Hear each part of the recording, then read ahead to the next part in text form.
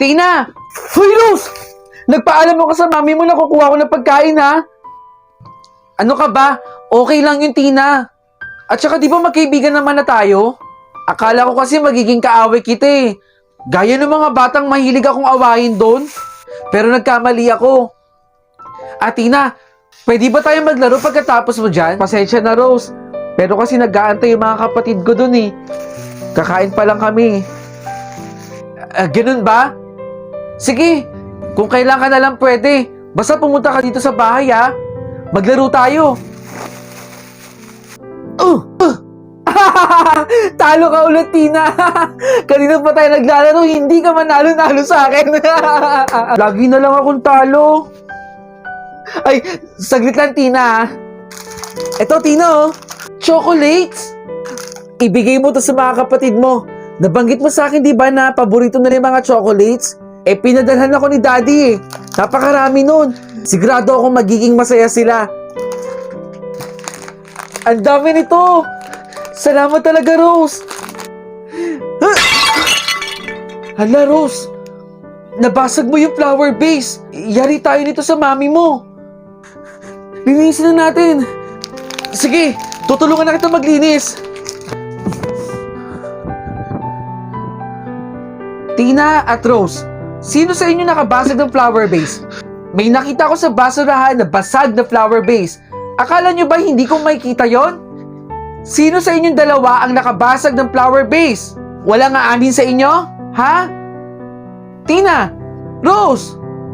Si Tina po ang nakabasag. Tinulungan ko po siyang linisin yung nabasag niyang flower vase.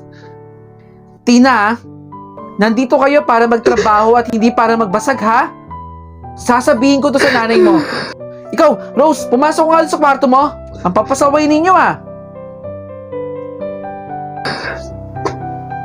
Emma, bakit kaya hindi ko pa nakikita si Tina?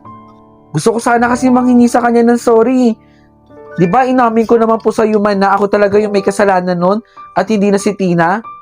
Nasaan na kaya si Tina? Bakit kaya hindi na siya pumupunta rito sa bahay? Tsaka, teka lang pala ma, saan po tayo pupunta? Pupunta tayo sa kanila, anak. Ngayon ko lang din naman nalaman na patay na pala si Tina. Ang sabi ng nanay niya na budol daw yun. Kaya pupuntahan natin siya dahil nakaburol na. Tara na, anak. Nay, pakibilisan naman po. Excited na rin kasi ako makita si Rose eh. At saka, ibibigay ko pa sa kanya to bilang sorry ko sa kanya. Saglit na lang to, anak. Matagal ka pa po ba dyan, Nay? Nay, mauna na po ako ha. Gusto ko na makita si Rose eh. Sunod ka na lang po. Tina, saglit! Tina! Kawawa naman yung bata. Ikaw ba ay naghahanap ng staycation sa Marilao, Bulacan? Malapit sa Philippine Arena? Malapit sa SM Hypermarket? At malapit sa MacArthur Highway? Bakit kaya hindi niyo subukan si Stayscape? Located at Urban Deca Homes, Marilao. Alam niyo bang si Stayscape ay kaya mag-offer ng pinakamurang rate? Kumpleto sa amenities at inclusions.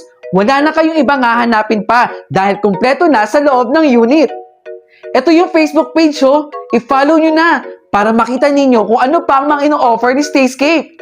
Ano pang inaantay mo? Bilisan mo!